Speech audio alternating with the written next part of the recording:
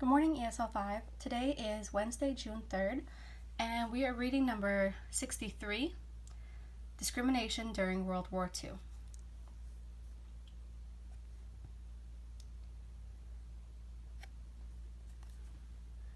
Read and annotate the article, then complete the ELA writing and quiz.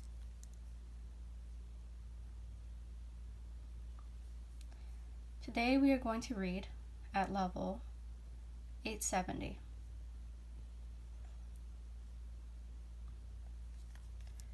So, this article is also called Birth of the Civil Rights Movement, 1941 to 1954. So this is the mid-1900s. We are still in segregation. The United States still has segregation, and that means black people are not allowed to mix with white people in public spaces. And also, black people tended not to have as many rights as white people, even though they had the same voting rights. They were not enforced in the same way, and some states still had discriminatory laws against black people.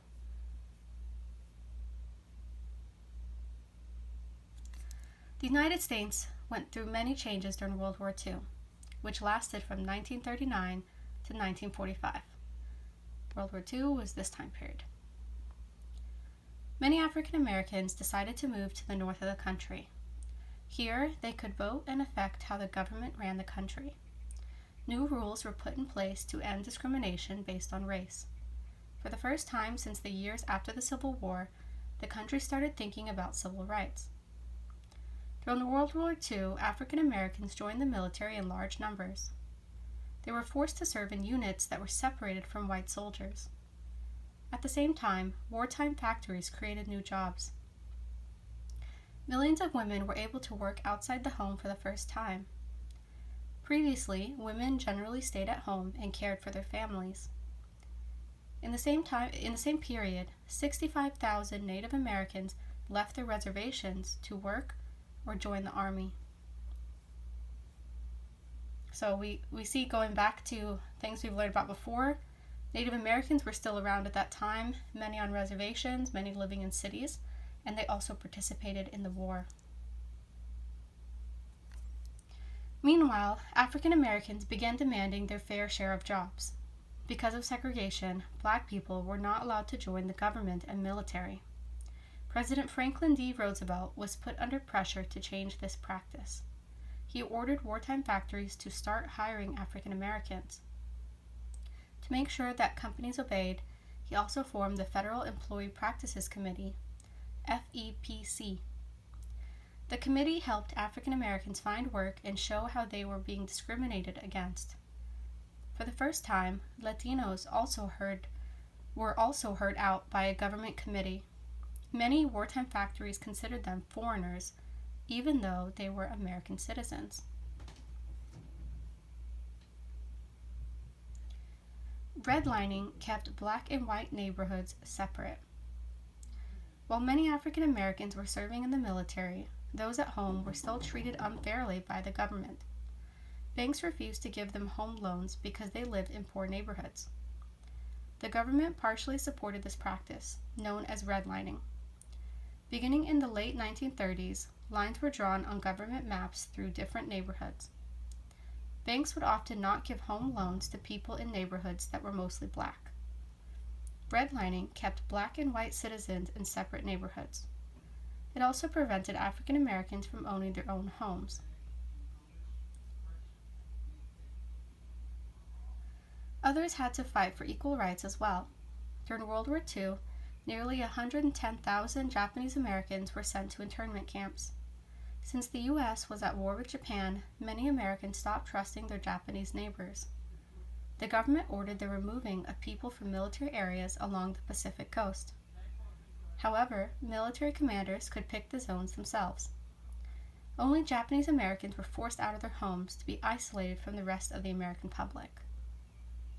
In 1943, white members of the military in Los Angeles attacked Latino teenagers. The police did not protect them. The teenagers were wearing a particular kind of clothing called zoot suits.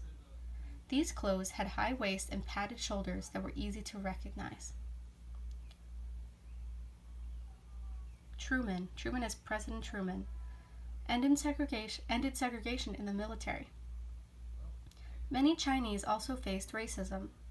Up until 1943, they were not allowed to move to the U.S.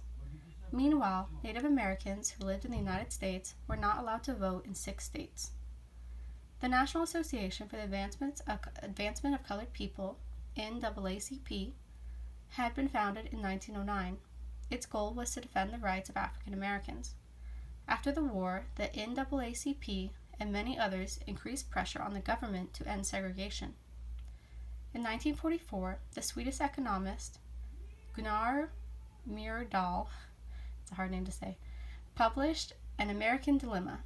The book told the history of racial injustice in the United States and had a large effect on the public.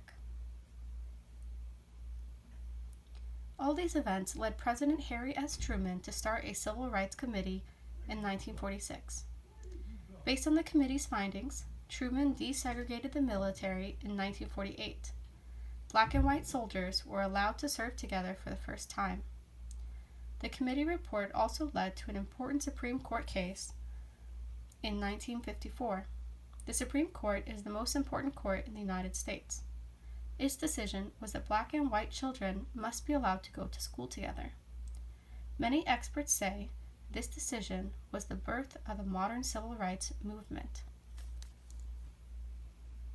So today we learned about a lot of different groups that were facing discrimination in the United States. It was not only black people. We see mention about Latinos and Japanese people during the war. Now this was the beginning of the civil rights movement because before this time there was segregation and a lot of discrimination against anyone who wasn't white for different reasons. So today, remember, we're going to do the ELA writing. Do not do social studies. We're not a social studies class. So let's read the writing. How did discrimination affect different groups? African Americans, Native Americans, Latinos, white people, you can include Japanese people, in the United States during World War II. What was done to stop discrimination during that time period? Use specific details from the article and write in your own words. When you are finished, remember to hit submit and then complete your quiz. If you have any questions, send me a message on Remind.